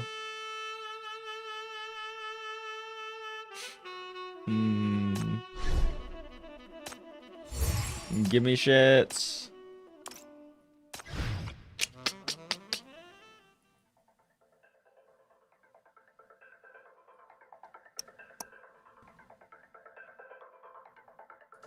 Was in here? A scouting order? Sure.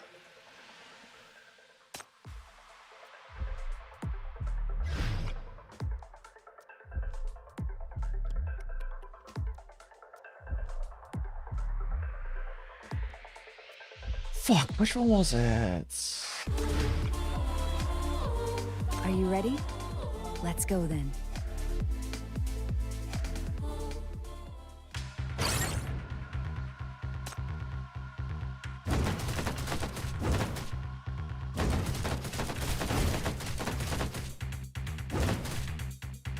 Eventually we'll find it, Smile.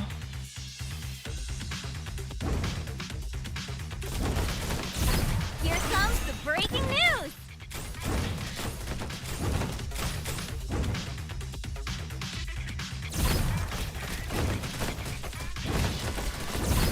Please enjoy the show. Very necessary.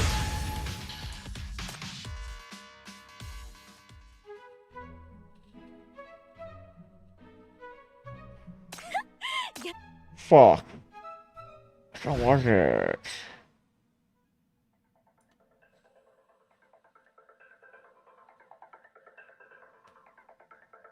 Was it really not this one? I feel like it was this one. Go, go, go! Maybe you can't skip though and still see it? Let's see here. I don't think there's an archive on this page, but oh. Is it in my event archives yet?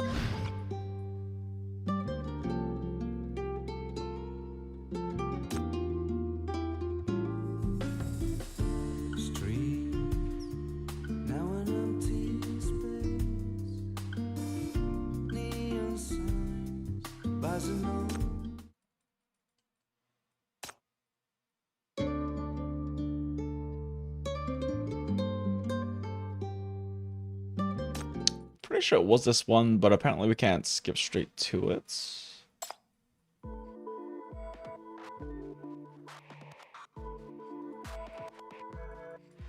Because it happened like in the middle of... Happened in the middle of like some writing or some story. Yep, here it is. Here you go, Acratheus, and anyone who's new in the chat.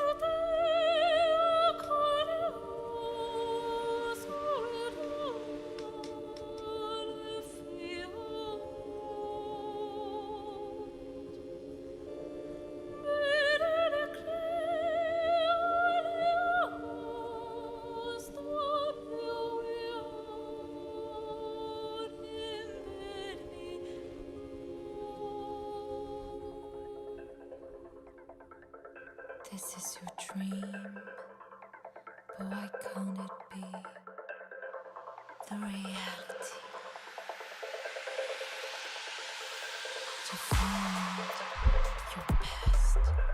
to cleanse their sins, to redeem the depraved heart and soul.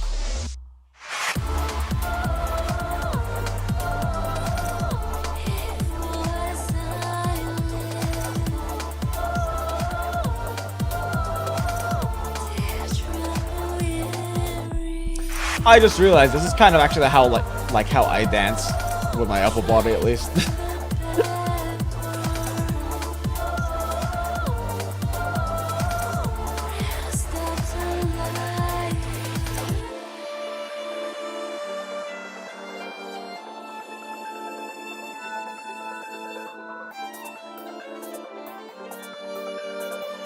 So the interesting thing about this in particular is that it's not just being like weird and trippy for no reason, because this is basically the peak moment where everyone kind of gets lost in the scripts.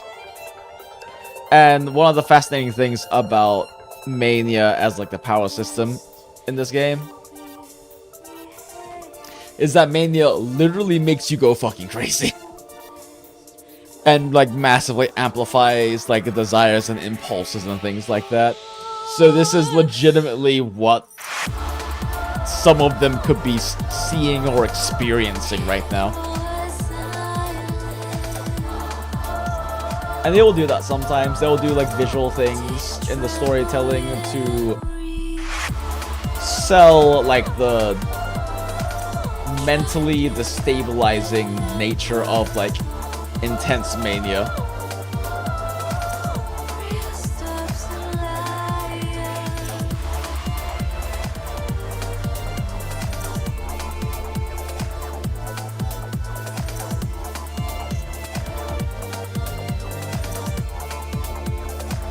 It is crazy that they made these for this event. Surprisingly, this is the only time they've like ever really used any of the like live action in their storylines.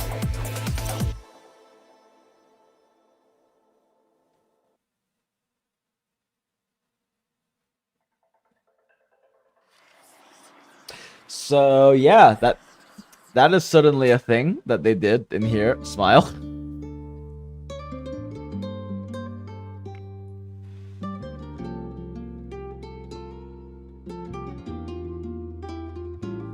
When did they update this? That's actually good. Oh, okay. Huh.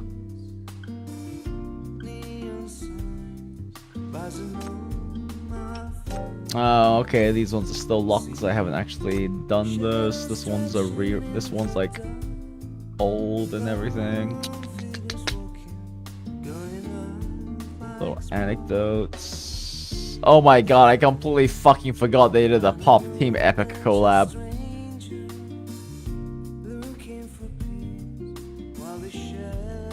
These are like cute little event side stories they do, generally for like things like skins and stuff.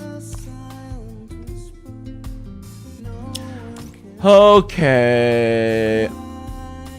There's a little bit more of like the anecdotes and stuff to go through in the event, but I took my sleep meds already because I have a star, just like a shadow shift, at a bar tomorrow. So I want to make sure I slept early, and it's definitely kicking in. So I think we're gonna call it with that, chat. I hope that y'all enjoyed the story in this event story for Path to Nowhere. It was definitely an interesting one. Definitely an interesting one. I do like the music from that one. I'm definitely gonna make sure I throw it into my playlist, actually. Oh, are you here to see Michi? Feel free to take the time to look at the new supplies, too. Shit, I already bought it. What's it called? Fortuna. Yeah, that makes sense.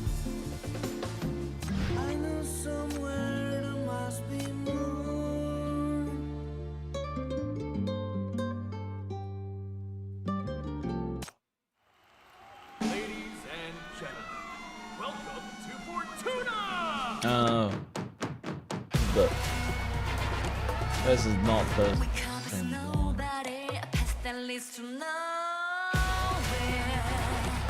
It was pretty good too, but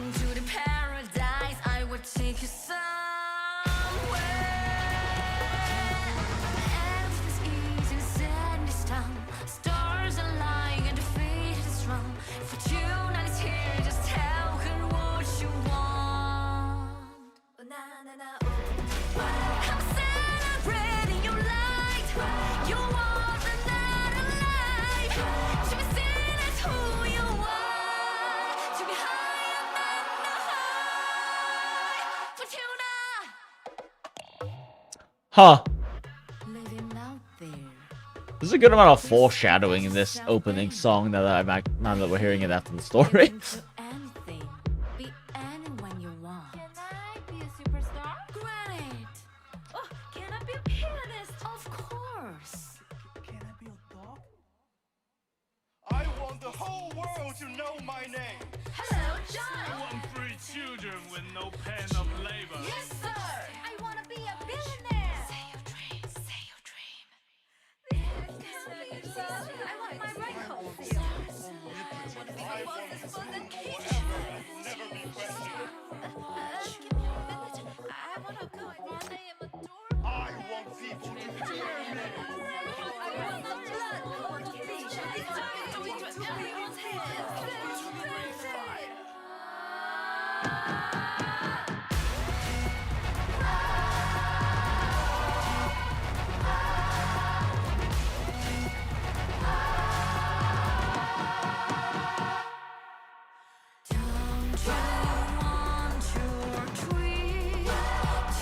Yeah, goddamn, this track is a whole fucking thing.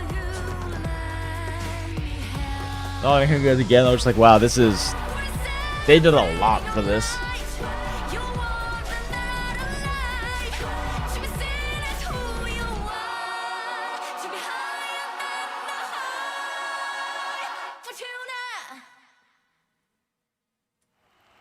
Ladies and gentlemen.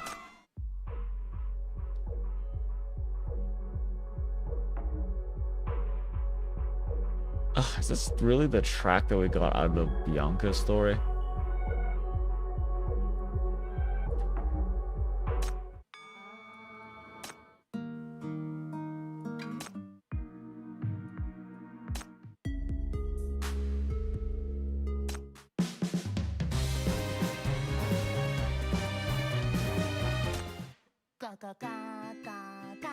Oh my god, I forgot this shit post of a song. This is from like a really weird Duck Universe event.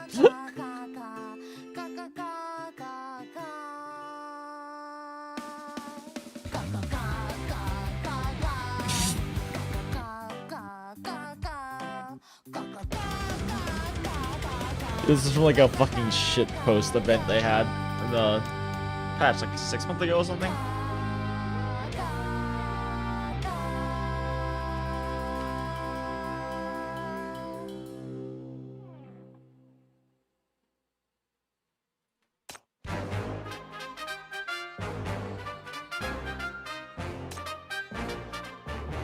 That's a... Hopefully they introduce a system in the future, but... all of these are like rewards from battle passes in previous patches. I missed season 20?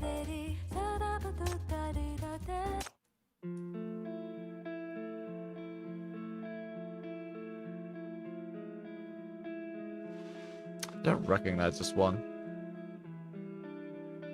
It might be from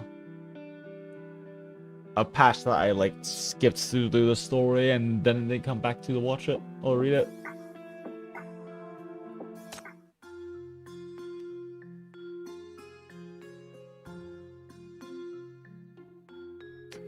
Ugh, Dailies finally done. Congrats, Acid. Play for Chalcona? Yeah, 100%. And Cartethia. And Lupa. We're so cooked.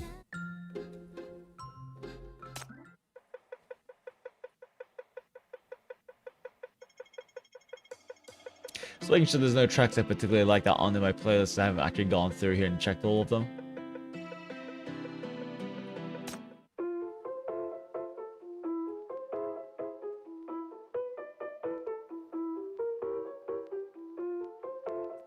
I locked her in because Vera and then Lupa fucking dropped. Yup. Hope you have enough off the cut. Yeah, good luck. I'm trying to pull Chalcona. I'm skipping weapon. I'm trying to pull Cartethia and her weapon and Lupa and her weapon.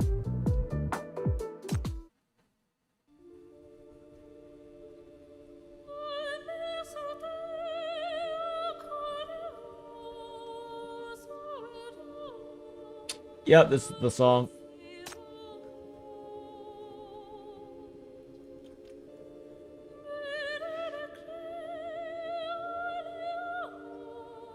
Eventually the drop hits.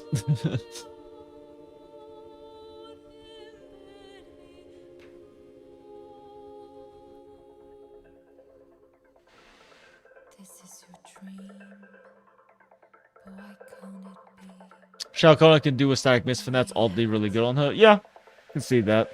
I mean, generally speaking, that standard 5-star weapons are pretty much good on everyone, and they're generally used as the baseline for calcs. Since you will eventually get all of them with enough standard pulls built up over time.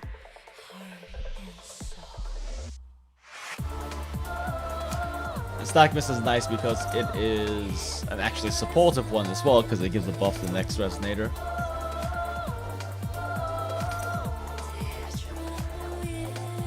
So it's very much designed for sub DPS, which is what it looks like Chalcon is gonna be.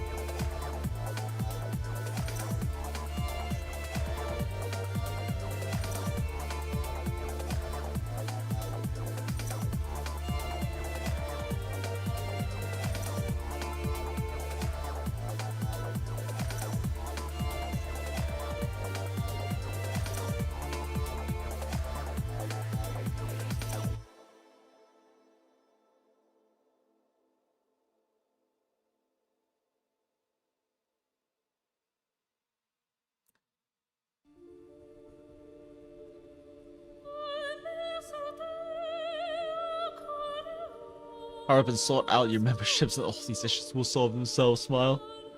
Smile. Oh.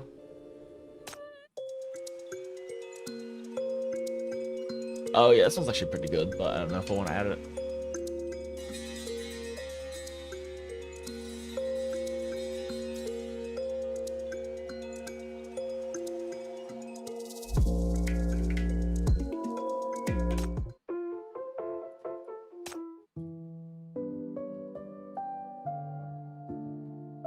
Oh yeah, this is from the psychotic hairdresser. Della.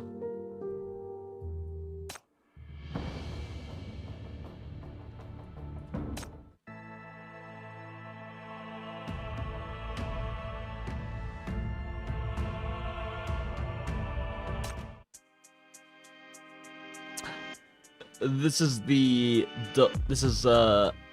what inside the bureau sounds like by default.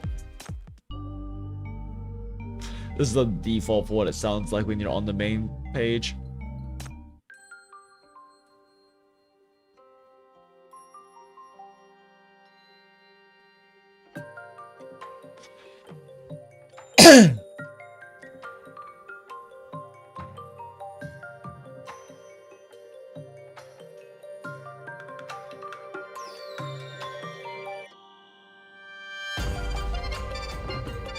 Yeah, I'm gonna add this one. I'm sure about how the drop went.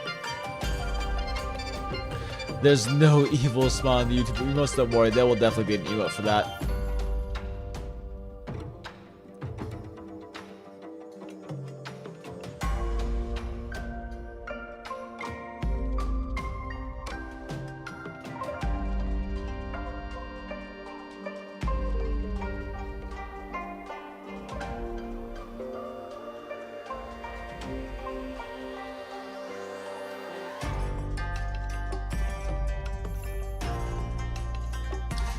This was such a good event. It ended like a little over a week ago. It was the, I think it was the 3rd year anniversary or 3rd and a half, I don't remember. But really, it was an incredibly good event storyline. And my god, they included so many just gorgeous illustrations in it. They really went all out with making Ying-Yang, the anniversary limited sinner on that patch. They really went all out with just making her like incredibly gorgeous. But that was also like a big part of her character in the story.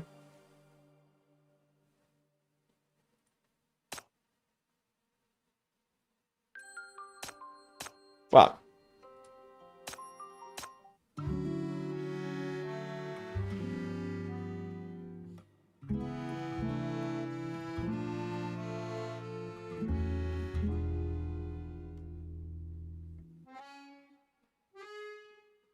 Oh, French.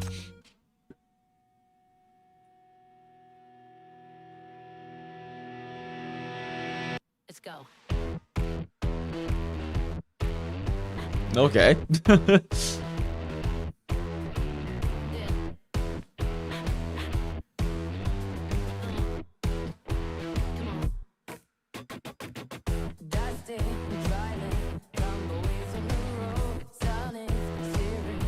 Oh no, it's French. Je parle un peu français.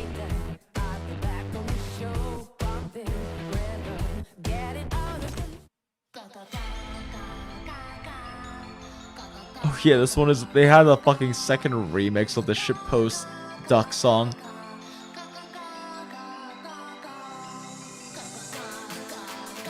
This sounds like a fucking is this a house remix? I need to hear the drop.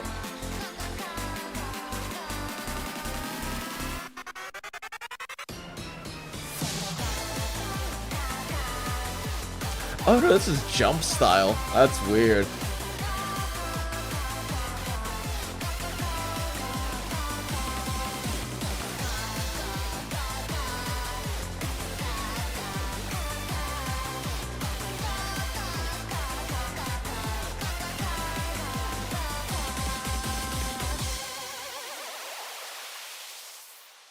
What a shitpost.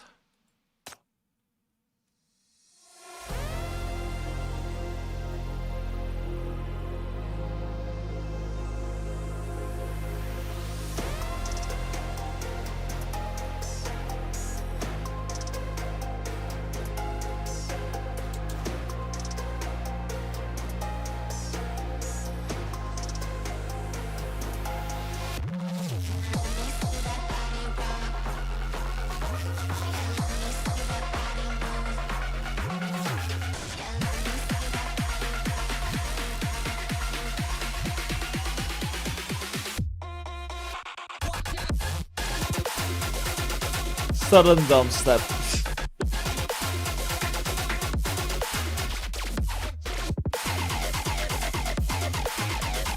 Nice beat day song. Yeah, the duck one.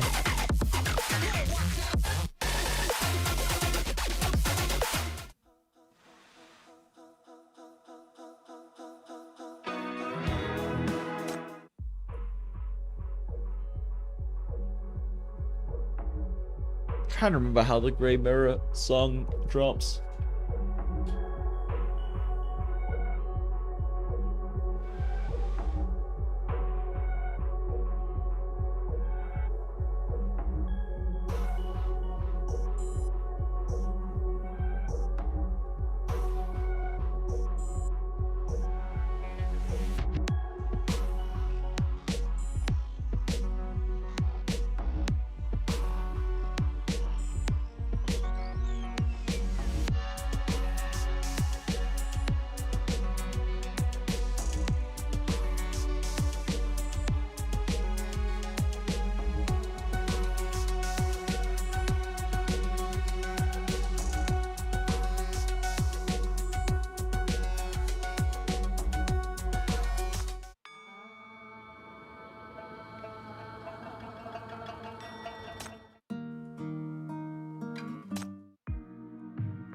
Okay, we've checked all of them now. Everything I actually want to have on here. No, save. Please. Okay. Well, them's all the songs I wanted to make sure were on there.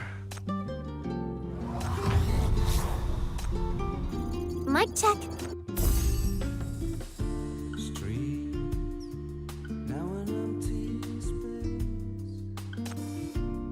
I'm a free musician. A star. Fuck you, Echo.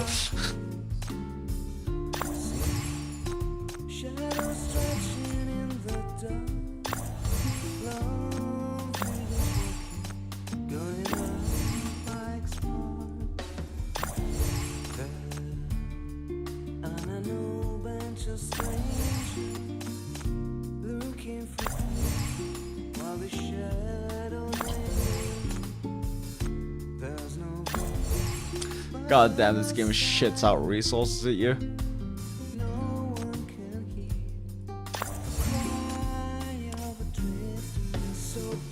Fuck you. How much stamina did we build up? 92, Jesus. This has been a long stream.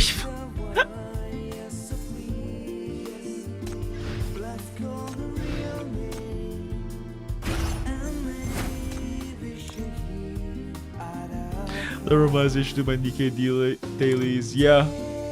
Them is important.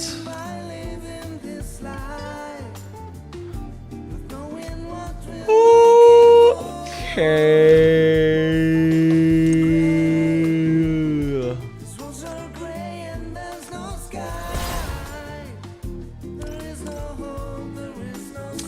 Think it's time to call it. I am tired. And I almost passed out a few times listening to that music earlier. So yeah, I think that's it.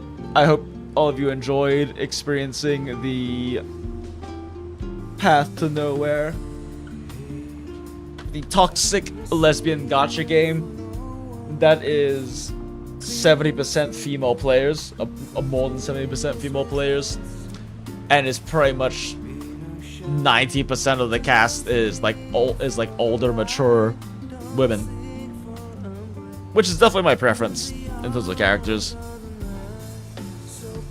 We love our toxic lesbian hag gacha game. It's a very gay game. Like, it's not even lesbian coded. It's just very clearly strong, mature, sexy gay women being gay with each other. Anyway, it's been a lot of fun, everyone. It was an experience, I'll say. Yeah, this particular event was certainly an experience for sure. Yeah, this one was definitely a thing. But yeah, it's been 9 hours. I am tired, and I want to be getting to bed pretty soon for my stars tomorrow. Alright. Anyway, good night, everyone. Thanks for hanging out. It's been fun. I definitely want to do more Path to Nowhere streams, but like, unless I mean, I guess we could actually. I was like, there's already much like I can do because that's the only event, and I can like go through the story on some of the previous events. Actually, it might just be fun to just do some of the really good stories, but I could also do a story run of Eternal Night. This is the roguelike mode. It's really good roguelike too. And I could probably just do this, but turn the story on, because most recent, I mean, all of the roguelike events storylines are really good. The most recent one, though, also really good. Also, the one with Vanilla is also incredible, and the one with Drea. All of them are great.